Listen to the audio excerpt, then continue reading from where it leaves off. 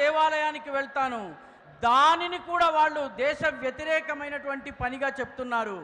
మీరు చెప్పండి, అవును కాదని చెప్పండి. రామనవమికి మీరు పూజ చేస్తారా చేయరా? మీరు అయోధ్యకు దర్శనం చేసేందుకు వెళ్తారా వెళ్ళరా? మీరు దేశ వ్యతిరేక శక్తులు అన్నటువంటి మాటను నమ్ముతున్నారా? హిందువులకు తమ దేశంలోనే వాళ్ళని 2వ తరగతి పౌరులుగా మార్చాలని కాంగ్రెస్ ప్రయత్నం చేస్తోంది. ఇటువంటి ప్రజలు వీళ్ళు ఇందుకే ఓట్ జహాద్ గురించి మాట్లాడుతున్నారు. ये कितना प्यारा बच्चा आज यहां हमें कब से हाथ हिला रहा है, वो साथ में वो गुड़िया भी। शाबाश बेटे शाबाश।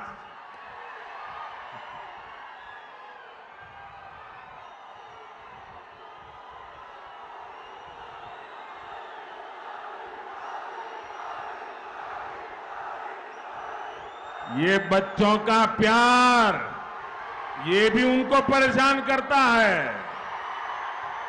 ఈ పసిపిల్లల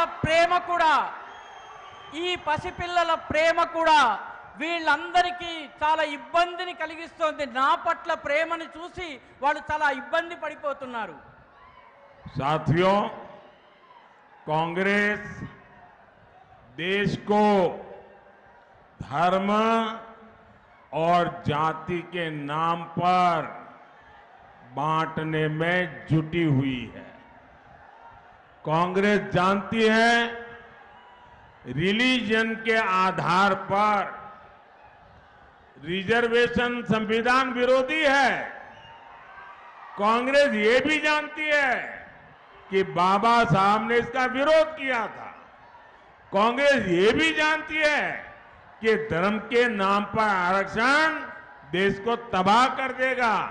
कांग्रेस ये भी जानती है कि इससे नाजायज कन्वर्जन कराने वालों को बढ़ावा मिलेगा। फिर भी कांग्रेस मुस्लिम आरक्षण से पीछे नहीं हट रही है, क्योंकि यही कांग्रेस का असली एजेंडा है। कांग्रेस को न हिंदुओं की परवाह है न हमारे इस देश की परवाह है। మిత్రులారా, కాంగ్రెస్ ఈ దేశాన్ని ధర్మం పేరిట కులాల పేరిట విడగొట్టి పడగొట్టాలని ప్రయత్నిస్తోంది. కాంగ్రెస్కి తెలుసు మతం ఆధారంగా రిజర్వేషన్లు ఇవ్వడం అనేది రాజ్యాంగ వ్యతిరేకము. కాంగ్రెస్కి తెలుసు బాబాసాహెబ్ అంబేద్కర్ మతం ఆధారంగా రిజర్వేషన్లను ఇవ్వడాన్ని వ్యతిరేకించారు. కాంగ్రెస్కు ఇది కూడా తెలుసు, ధర్మం ఆధారంగా రిజర్వేషన్లు ఇచ్చినట్టయితే దేశం సర్వనాశనం అవుతుంది. కాంగ్రెస్కు ఇది కూడా తెలుసు, దీనివల్ల అక్రమ మత మార్పిడులు చేసే వాళ్ళకి ప్రోత్సాహం లభిస్తుంది. అయినప్పటికీ కాంగ్రెస్ ముస్లిం రిజర్వేషన్లు ఇచ్చే విషయంలో వెనకడుగు వేయడం లేదు. ఎందుకంటే ఇదే కాంగ్రెస్ యొక్క అసలైన ఎజెండా.